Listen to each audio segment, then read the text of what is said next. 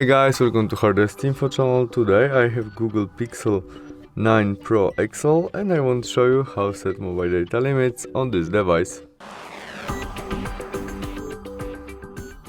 To set it, open Settings application. In it, we must choose our mobile network and internet and their SIMs. Now we tap on our SIM card and there scroll and choose our data warming and limit. And there we can set our limits. First step, we can set when our sale starts, maybe first day of each month.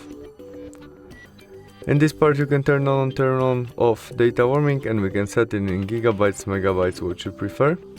Maybe you set 5 gigabytes and there we can set data limits. Turn on by the switch, confirm by OK, and we can easily set it. And that's all. Thanks for watching, see you soon, bye!